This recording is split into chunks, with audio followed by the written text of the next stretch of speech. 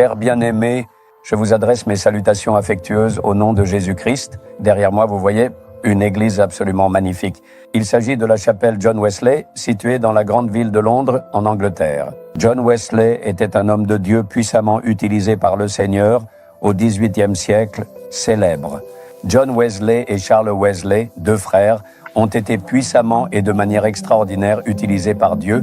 À travers eux, le Seigneur a suscité notamment un grand réveil en ces temps-là. C'est par John Wesley que l'église méthodiste a été fondée et par le Seigneur, on trouve aujourd'hui des églises méthodistes partout dans le monde. Les églises se sont multipliées à tel point qu'on peut dire qu'elles existent dans tous les pays.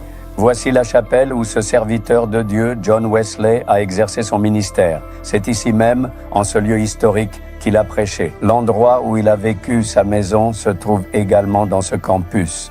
Sa tombe se trouve aussi effectivement à l'intérieur de ce campus. Il a vécu et servi tout au long de sa vie jusqu'à l'âge de 88 ans. Il a parcouru environ 200 000 miles à cheval pour accomplir son ministère à cette époque parce qu'il n'y avait pas d'autre moyen de transport.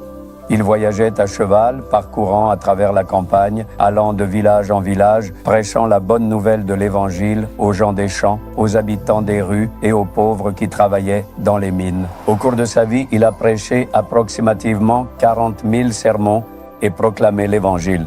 Dans les églises, il a toujours parlé clairement de la sainteté et a guidé ses gens vers la sainteté. À l'extérieur, il a proclamé la bonne nouvelle de Jésus et mené plusieurs personnes au salut. Les œuvres que Dieu a accomplies à travers cet homme de Dieu sont vraiment merveilleuses. Je considère comme un grand privilège de vous parler depuis le lieu où il a exercé son ministère. Alors, pensez-vous quel verset le Seigneur a préparé pour moi en ce jour? Peut-être le psaume 91, verset 13. Que dit exactement ce verset dans la Bible? Tu marcheras sur le lion et sur l'aspic, tu fouleras le lionceau et le dragon. Le Seigneur vous dit à vous, mon fils, ma fille bien-aimée, tu marcheras sans crainte sur le lion et la vipère. Tu fouleras de tes pieds le lionceau et le dragon redoutable, car je suis avec toi et je te protège en tout temps. Pourquoi est-il dit le lion et le serpent? Dans la Bible, ce sont les œuvres du diable. Il y a un démon qui rôde comme un lion rugissant, cherchant qui il pourra dévorer, se déguisant, lui, en lion.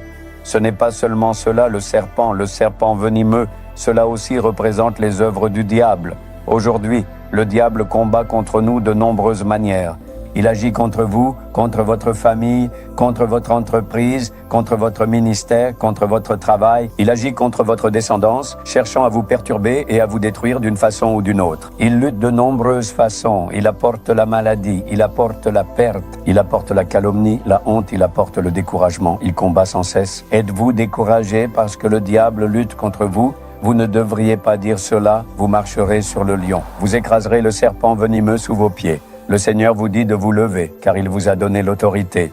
Dans Luc 10, 19, en effet, Jésus dit « Je vous ai donné le pouvoir de marcher sur les serpents et les scorpions et sur toute la puissance de l'ennemi. Absolument rien ne pourra jamais, en aucune façon, vous nuire. Même s'il y a des combats, rien ne pourra vous atteindre ni vous arrêter. Levez-vous. » Au nom de Jésus, écrasez les œuvres du serpent, piétinez les scorpions, marchez sur le lion. Jésus a marché ainsi, et de la même manière, vous êtes appelés à marcher dans la victoire. Il a remporté puissamment la victoire sur la croix. Il a dépouillé les œuvres de Satan et a triomphé en écrasant l'ennemi sous ses pieds. Le diable est sous vos pieds, levez-vous avec assurance. Au nom de Jésus, j'écrase toutes les œuvres de Satan et de ses agents. J'écrase les ruses du diable, dites-le avec assurance et avec foi. À partir d'aujourd'hui, les puissances sataniques qui se sont levées contre vous seront neutralisées et vous verrez un grand changement dès aujourd'hui.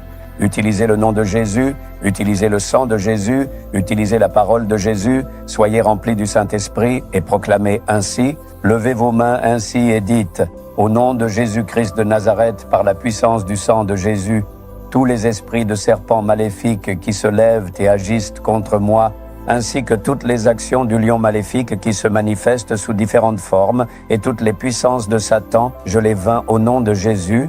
Je rends grâce à Jésus qui m'a permis d'écraser tout cela sous mes pieds.